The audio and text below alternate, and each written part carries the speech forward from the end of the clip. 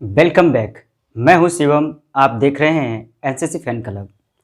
Friends, आज आपके लिए class 12th physics chapter first विद्युत आवेश और विद्युत क्षेत्र का मोस्ट इम्पोर्टेंट वीवीआई क्वेश्चंस जो कि बोर्ड एग्ज़ाम 2023 में आने के चांस होंगे को लेकर आया हूं। तो चलिए आप इसे अंत तक देखें और अपने दोस्तों में शेयर ज़रूर करें और चैनल पर नए हैं तो चैनल को सब्सक्राइब ज़रूर करें। चलिए आज का आपका पहला प्रश्न है स्क्रीन पर, कूलाम नियम क्या है, इसके सीमा को भी लिखें। चलिए हम लोग समझते हैं कूलाम नियम क्या है और इसकी सीमा क्या है। ठीक है, तो जिस प्रकार से आपके पास दो द्रव्यमानों के बीच जो बल लगता है इसको गुरुत्वाकर्षण नियम के द्वारा हम लोग पढ़ते हैं, ठीक उसी प्रकार दो आवेशों के बीच, मान लीजिए दो आवेश Q1 और Q2 है, तो दो आवेशों के बीच लगने वाले बल के बारे में जो जानकारी दिया गया था वो दिया गया था एक फ्रांसीसी वैज्ञानिक कूलाम के द्वारा। तो दो आवेशों के बीच लगने वाले बल के संबंध के लिए जो नियम दिया गया उसे ही कूलाम नियम कहा जाता है। तो क्या आप बताएंगे कूलाम नियम क्या है? तो बोलेंगे फ्रांसीसी वैज्ञानिक के द्वारा, और उस फ्रांसीसी वैज्ञानिक का नाम क्या था? कूलाम। तो फ्रांसीसी वैज्ञानिक कूलाम के द्वारा दो आवेशों के बीच लगने वाले बल के संबंध का नियम दिया था, इसी नियम को कूलाम नियम कहा जाता है। ये हो गया आपका पहला प्रश्न का जवाब। और कूलाम नियम के अनुसार निर्वात में स्थित दो बिंदु आवेशों के बीच लगने वाला प्रतिकर्षण या आकर्षण बल आवेशों के गुणनफल के समानुपाती और बीच की दूरी के वर्ग के व्युत्क्रमानुपाती होता है। अब चलिए इस चीज़ को समझते हैं और कूलाम के नियम के अनुसार से हम लोग बल का मान को ज्ञात करते हैं, बल के सूत्र को ज्ञात करते हैं। ठीक है, तो इसमें बात कही गई है दो आवेशों के बारे में। किसके बारे में? दो आवेशों के बारे में। और वो दो आवेश मान लेते हैं कुछ दूरी पर स्थित है। तो क्या कहा जा रहा है? निर्वात में स्थित दो बिंदु आवेशों के बीच लगने वाला प्रतिकर्षण या आकर्षण बल। पहला स्टेटमेंट, लगने वाला प्रतिकर्षण या आकर्षण बल आवेशों के गुणनफल के समानुपाती होता है। तो इस प्रकार से हम लोग लिख देंगे। ठीक है, ये हो गया।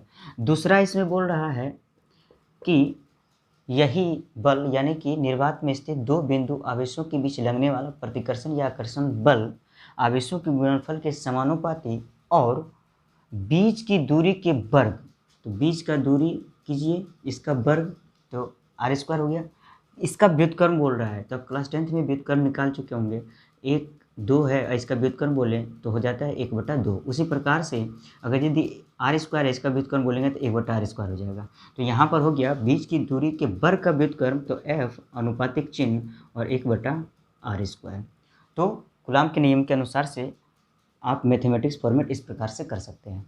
अब इन दोनों को जब मिलाते हैं तो होता है हमारा F अनुपातिक चिन्ह Q1 Q2 अब बटे में r²। और यहाँ से जब इसको हटाते हैं इस अनुपातिक चिन्ह को, तो यहाँ पर एक कांस्टेंट आता है 1/4πε0 गुना में Q1 Q2 अब बटे में r²। ये जो आया है आपका F बराबर Q1 Q2 और बटे r² इंटू 1/4πε0, यही कहलाता है कूलाम के नियम के अनुसार से कूलाम बल या विद्युत बल। और इस कांस्टेंट को एक नियतांक भी माना जाता है जिसको कि बोलते हैं k बराबर 1/4πε0 बराबर होता है ये 9 गुना 10⁻9 न्यूटन मीटर स्क्वायर बटे में कूलाम स्क्वायर। ठीक है, और इस एप्सिलॉन नोट को कहा जाता है वायु या निर्वात की विद्युतशीलता।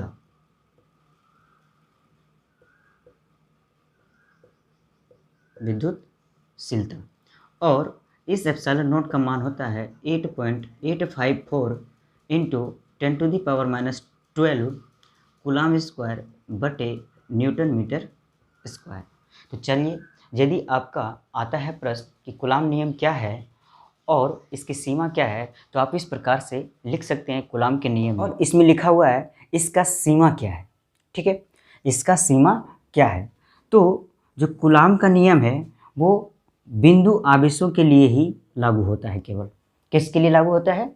केवल और केवल बिंदु आवेशों के लिए। और कूलाम नियम 10⁻⁻15 मीटर से कम दूरी पर कार्य नहीं करता है। तो दो हो गया आपका कूलाम नियम का सीमा। क्या क्या हो गया? कूलाम नियम बिंदु आवेशों के लिए ही लागू होता है, और दूसरा कूलाम नियम 10⁻⁻15 मीटर से कम दूरी पर कार्य नहीं करता है। ठीक है, तो ये हो गया आपको कूलाम नियम क्या है और इसकी सीमा को लिखने का आंसर। चलिए, अब आपका आता है दूसरा प्रश्न। स्क्रीन पर है, विद्युत क्षेत्र क्या है? विद्युत क्षेत्र क्या है? तो समझिए विद्युत क्षेत्र क्या कि किसी आवेश के चारों ओर वह क्षेत्र जिसमें कोई दूसरा आवेश या परीक्षण आवेश विद्युत बल का अनुभव करता है, तो उस क्षेत्र को विद्युत क्षेत्र कहते हैं। ठीक है, यानी कि ये कोई आवेश हो गया, इसके चारों ओर क्षेत्र है और इस क्षेत्र में कोई दूसरा आवेश लाते हैं या परीक्षण आवेश लाते हैं, तो उस आवेश के द्वारा इसमें विद्युत बल का अनुभव किया जाता है।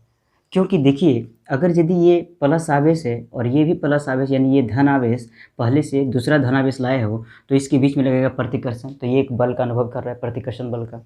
और अगर ये ऋण आवेश रहता, ये धन आवेश है, तो इसके बीच में लगता आकर्षण बल, तो ये भी फिर भी आकर्षण बल का अनुभव करता है। ठीक है, तो कहने का मतलब ये हुआ कि किसी आवेश के चारों ओर वह क्षेत्र जिसमें कोई दूसरा आवेश या परीक्षण आवेश विद्युत बल का अनुभव करता है, तो उस क्षेत्र को विद्युत क्षेत्र कहते हैं। ठीक है, अब आइए तीसरा प्रश्न है आपके स्क्रीन पर, विद्युत क्षेत्र की तीव्रता क्या है? इसके सूत्र, मात्रक और विमा को भी लिखें। ठीक है, तो चलिए इसका आंसर जानते हैं। विद्युत क्षेत्र की तीव्रता क्या है? तो किसी बिंदु आवेश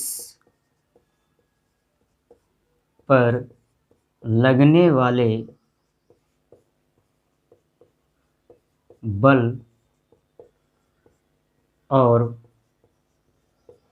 उस आवेश के अनुपात को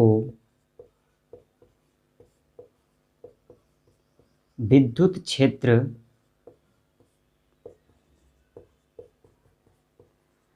की तीव्रता कहते हैं।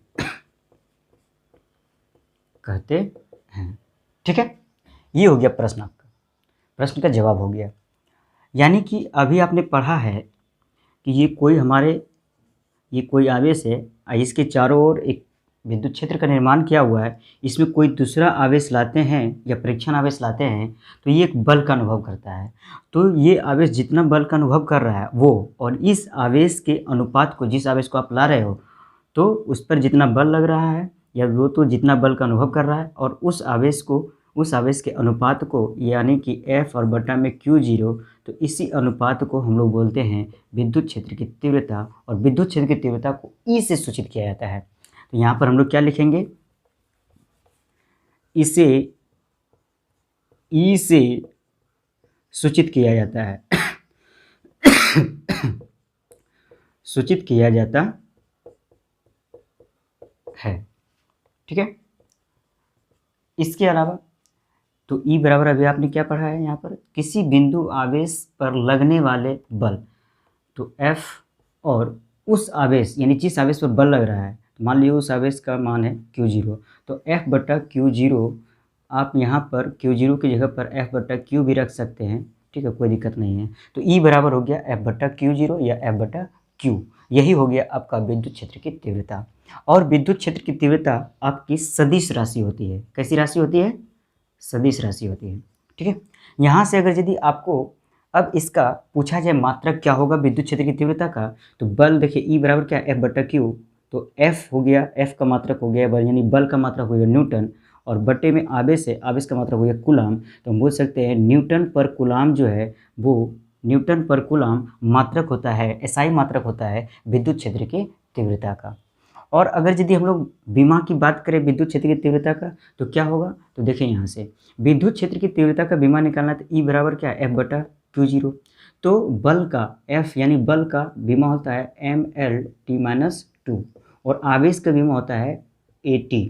तो अब देखिए यहाँ से m l और t की घात नीचे 1 है, ऊपर जाएगा माइनस में बन जाएगा, -2 और -1 हो जाएगा -3। ए की घात कुछ नहीं है, नीचे 1 है, ऊपर जाएगा तो ये माइनस में बन जाएगा, तो हो जाएगा mL/t-3 A-1। विद्युत क्षेत्र की तीव्रता का विमा हो गया mL/t-3 A-1, ठीक है। तो आपको आए कि विद्युत क्षेत्र की तीव्रता किसे कहते हैं या क्या है, इसके सूत्र और इसके मात्रक और विमा को लिखें, तो आप इस तरीके से लिख सकते हैं, ठीक है। तो नोट कर लीजिए आप लोग। चलिए अब हम लोग आगे बढ़ते हैं।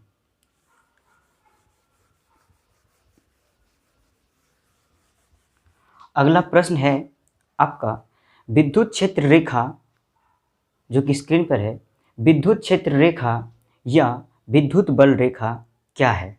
विद्युत क्षेत्र रेखा या विद्युत बल रेखा क्या है, ठीक है। तो समझिए यहाँ से,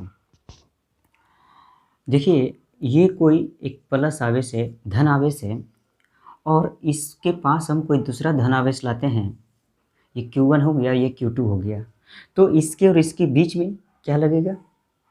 प्रतिकर्षण। तो ये इसको इधर धक्का मारेगा, ठीक है। और अगर यदि इस आवेश को यहाँ पर ला दें, ठीक है, Q2 को, तो फिर इसके बीच में प्रतिकर्षण बल लगेगा, ये इधर धक्का मारेगा। अगर इसको ऊपर ले जाएं तो ऊपर धक्का मारेगा इसको। अगर इसको यहाँ पर ले आएं तो इधर धक्का मारेगा। अगर इसको यहाँ पर ले आएं तो इधर प्रतिकर्षण बल लगेगा, ये इधर धक्का मारेगा। अगर यदि इस आवेश को यहाँ पर ले आए इसके बीच में, तो इधर प्रतिकर्षण बल लगेगा, इधर धक्का मारेगा। अब समझिए विद्युत बल रेखा या विद्युत क्षेत्र रेखा क्या होता है। अब इस आवेश के कारण, इस प्लस Q आवेश के कारण इसके चारों ओर जो है सो विद्युत क्षेत्र उत्पन्न हो रहा होगा, और उस विद्युत क्षेत्र में हमने ये Q2 आवेश लाया है, तो ये एक बल का अनुभव कर रहा है, और इसके बीच में कौन सा बल लग रहा है? प्रतिकर्षण, जिसकी वजह से Q1 इसको इधर धक्का मारने की कोशिश कर रहा है, ठीक है। तो यहाँ पर जो बल का दिशा बताया जा रहा है वो इस रेखा के द्वारा बताया जा रहा है, इस रेखा के द्वारा बताया जा रहा है, इस रेखा के द्वारा बताया जा रहा है, इस रेखा के द्वारा बताया जा रहा है, इस रेखा के द्वारा बताया जा रहा है, इस रेखा के द्वारा बताया जा रहा है, ठीक है। अब समझिए कि विद्युत बल रेखा या विद्युत क्षेत्र रेखा क्या होता है। तो हम बोलते हैं किसी विद्युत क्षेत्र में खींचा गया वह काल्पनिक वक्र जिस पर कोई धनावेश पृथक और स्वतंत्र रूप से गति करता है, तो उस काल्पनिक रेखा को विद्युत क्षेत्र रेखा या विद्युत बल रेखा कहते हैं, ठीक है। तो देखिए यहाँ पर क्या हो रहा है, यह एक विद्युत क्षेत्र है, इस आवेश के चारों ओर ये क्या है? एक विद्युत क्षेत्र है, और इसमें ये एक वक्र खींचा हुआ है, काल्पनिक रेखा का वक्र खींचा हुआ है, जो कि हमको दिखता नहीं है, किसी आवेश के पास ये लाइन दिखता नहीं है, ये काल्पनिक रहते हैं। और इसमें जो है सो इस रेखा पर धनावेश पृथक और स्वतंत्र रूप से, यानी अलग अलग रूप से और स्वतंत्र रूप से गति कर रहा है, कभी ये यहाँ आ रहा है, कभी यहाँ आ रहा है, कभी यहाँ आ रहा है, कभी यहाँ आ रहा है, कभी यहाँ आ रहा है, कभी यहाँ आ रहा है, ठीक है। तो जो लाइन आप देख रहे हो यही हमारा है विद्युत क्षेत्र रेखा या विद्युत बल रेखा। क्या हो गया परिभाषा? किसी विद्युत क्षेत्र में खींचा गया वह काल्पनिक वक्र जिस पर धनावेश पृथक और स्वतंत्र रूप से गति करता है तो उस काल्पनिक वक्र को विद्युत क्षेत्र रेखा या विद्युत बल रेखा कहते हैं। ठीक है, अब देखिए यहाँ से विद्युत बल रेखा का गुण होता है कि ये धन आवेश से पृष्ठ के लंबवत बाहर की ओर निकलती है। वहीं अगर हम ऋण आवेश से बात करें, ये मान लीजिए Q1 आवेश हो गया, ठीक है, और ये कोई दूसरा Q2 आवेश है जो धनावेश है, तो अब इसके बीच में क्या लगेगा, आकर्षण बल। तो ये आवेश इसको इधर खींचने का कोशिश करेगा। अगर इसको यहाँ पर ले जाइएगा तो फिर ये इधर ही आने का कोशिश करेगा। अगर इसको यहाँ पर ले जाइएगा तो ये इधर ही आने का कोशिश करेगा। अगर इसको यहाँ पर ले जाइएगा तो ये इधर ही जाने का कोशिश करेगा। कहने का मतलब है कि धन आवेश से विद्युत क्षेत्र रेखा पृष्ठ के लंबवत बाहर की ओर निकलती है, जबकि ऋण आवेश में विद्युत क्षेत्र रेखा पृष्ठ के लंबवत अंदर प्रवेश करती है। तो ये दो इम्पोर्टेंट पॉइंट हो गए आपको विद्युत क्षेत्र रेखा से। और दूसरी चीज़ कि दो विद्युत क्षेत्र रेखा एक दूसरे पॉइंट पर कभी काट नहीं सकती है। क्यों नहीं काट सकती है? तो इसका मतलब है अगर एक बिंदु पर अगर दो विद्युत क्षेत्र रेखा एक दूसरे को काटता है तो इसका दो दिशा हो जाएगा। यहाँ से देखिए इधर एक दिशा हो गया, इधर एक दिशा हो गया, जो कि संभव नहीं है। एक ही विद्युत क्षेत्र की तीव्रता का दो दिशा संभव नहीं होता है। ठीक है, क्योंकि आप एक जगह खड़े रहें और एक हाथ इधर पकड़ ले, लेफ्ट कोई दूसरा और राइट कोई दूसरा, बोल दे आपको एक साथ में कि मेरे घर चलो मेरे घर चलो, अब जा पाएंगे क्या? नहीं, किसी एक घर में जाएंगे। ठीक उसी प्रकार अगर यदि दो विद्युत क्षेत्र का एक दूसरे को काटता है तो वहाँ पर दो दिशा हो जाएगा, जो कि संभव नहीं है। ठीक है, तो ये 3 पॉइंट हो गए आपका विद्युत क्षेत्र रेखा से संबंधित। और विद्युत क्षेत्र रेखा का परिभाषा क्या हो गया? तो बोलेंगे किसी विद्युत क्षेत्र में खींचा गया वह काल्पनिक वक्र जिसमें कोई धनावेश पृथक और स्वतंत्र रूप से गति करता है तो उस काल्पनिक वक्र को विद्युत क्षेत्र रेखा या विद्युत बल रेखा कहते हैं। ठीक है, अगला प्रश्न है आपका स्क्रीन पर, प्रश्न नंबर 5। विद्युत फ्लक्स किसे कहते हैं? इसके सूत्र, मात्रक और विमा को लिखें। तो चलिए आइए समझते हैं। तो मान लीजिए आपके पास कोई पृष्ठ है, ठीक है, जैसे आपका एक कोई पेज हो गया कॉपी का, और उसमें से जितना विद्युत क्षेत्र रेखा आर पार होंगे तो उसी को हम लोग कहते हैं उसका विद्युत फ्लक्स। यानी कि किसी काल्पनिक पृष्ठ से गुजरने वाले लंबवत विद्युत क्षेत्र रेखा की संख्या को विद्युत फ्लक्स कहते हैं। ठीक है, ये ध्यान रखना है आपको।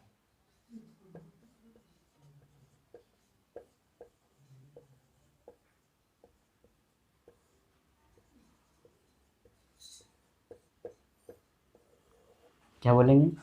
किसी काल्पनिक पृष्ठ के लंबवत गुजरने वाले विद्युत क्षेत्र रेखा की संख्या को विद्युत फ्लक्स कहते हैं। इसे फाई से सूचित किया जाता है। किससे सूचित किया जाता है? इसे फाई से सूचित किया जाता है। और फाई बराबर होता है आपका E इंटू डी ए। ठीक है, अब डी ए की जगह पर आपको डी एस भी लिखा हुआ मिल सकता है, जहाँ ई है आपका विद्युत क्षेत्र की तीव्रता और डी ए है उस पृष्ठ का क्षेत्रफल जिससे विद्युत क्षेत्र रेखा गुजर रही है या निकल रही है। ठीक है, और यदि आपका ई और डी ए के बीच में, यानी मान लीजिए आपका ये कोई पृष्ठ है, पृष्ठ का जो दिशा है वो इस प्रकार से है और विद्युत क्षेत्र रेखा इस तरीके से निकल रही है, ये विद्युत क्षेत्र और ये है डी ए, तो इसके बीच में कोण कुछ बन रहा है थीटा, तो उस कंडीशन में विद्युत फ्लक्स फाई बराबर होता है E into D A cos theta. और जब आपका E और डी ए दोनों एक ही दिशा में हो, यानी पृष्ठ हो इस प्रकार से, इधर हो आपका डी ए और इधर ही हो आपका E, तो इस समय थीटा का मान 0 हो जाएगा। और 0 जब होगा, यहाँ पर रखिएगा cos 0, थीटा की जगह पर 0 और cos 0 का मान होता है 1, तो आ जाएगा फाई बराबर E इंटू डी ए। यानी ये तब का कंडीशन है जब E और डी ए के बीच में कोण कितना हो, 0 डिग्री हो, और ये तब का कंडीशन है जब E और डी ए के बीच में कुछ कोण हो, थीटा कोण हो, तब आपका विद्युत फ्लक्स का सूत्र होगा E into D A cos theta. और जब 0 डिग्री होगा तो विद्युत फ्लक्स का सूत्र होगा E इंटू डी ए। ठीक है, और बात करते हैं विद्युत फ्लक्स कैसी राशि होती है? तो विद्युत फ्लक्स अदिश राशि है। कैसी राशि है? अदिश राशि होती है। ठीक है, अब समझिए यहाँ से विद्युत फ्लक्स का अगर आपको मात्रक पूछे तो क्या होगा।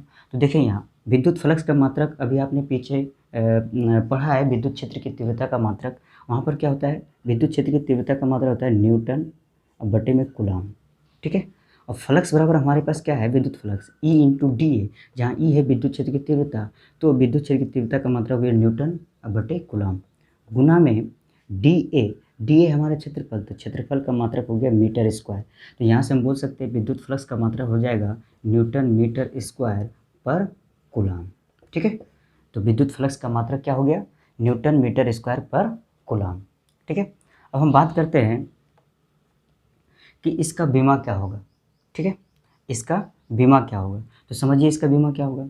तो इसके बीमा के लिए देखिए यहाँ पर फाई बराबर क्या है, मात्रक में न्यूटन बटा कूलाम और गुना में मीटर स्क्वायर। तो न्यूटन हो गया बल का मात्रक, तो बल का बीमा होता है mL/T-2 बटे में ये कूलाम यानी ये है आवेश का मात्रक, आवेश का बीमा होता है AT, और ये मीटर स्क्वायर ये, तो क्षेत्रफल का बीमा होता है L स्क्वायर। क्या होता है, L स्क्वायर। तो यहाँ से हो जाएगा आपका बीमा निकल कर आ जाएगा m 2L और 1L यहाँ पर, तो 3L हो जाएगा, L³ T-2 है, नीचे में T 1 है, ऊपर जाएगा माइनस बन जाएगा T-2 T-1, तो जाएगा T-3। एक की पावर नीचे कुछ नहीं 1 है, ऊपर जाएगा ये माइनस में बन जाएगा A-1। तो आपका विद्युत फ्लक्स का बीमा निकल कर आ गया mL³ T-3 A-1। तो आप क्या बोलेंगे कि विद्युत फ्लक्स का बीमा होगा mL³ T-3 और A-1। ठीक है, और पूछा जाएगा विद्युत फ्लक्स का सूत्र क्या होगा, तो E इंटू डी ए, या डी ए की जगह पर डी एस भी लिखा हुआ हो सकता है, और जब E और डी ए के बीच में कोण थीटा होगा तो विद्युत फ्लक्स फाई बराबर हो जाएगा E into D A cos theta. ठीक है, और पूछा जाएगा मात्रक क्या होगा, तो न्यूटन मीटर स्क्वायर पर कूलाम, और बीमा क्या होगा mL³ T-2 और A-1। बोलेगा विद्युत फ्लक्स का सूत्र क्या होगा, परिभाषा क्या होगा, तो बोलना है किसी काल्पनिक पृष्ठ से गुजरने वाले लंबवत विद्युत क्षेत्र रेखा की संख्या को विद्युत फ्लक्स कहते हैं। ठीक है, और यह एक अदिश राशि होती है। तो चलिए दोस्तों, हम लोग मिलेंगे नेक्स्ट वीडियो में और कुछ इम्पोर्टेंट इसके और क्वेश्चंस को लेकर के। तब तक आप इसे देखें और नोट्स करें ताकि आप अपने एग्ज़ाम में अच्छा से अच्छा परफॉर्मेंस कर सकते हैं। हम लोग मिलेंगे नेक्स्ट वीडियो में, तब तक के लिए आप स्वच्छ रहें, सुरक्षित रहें और अपने घर परिवार का ध्यान रखें। धन्यवाद।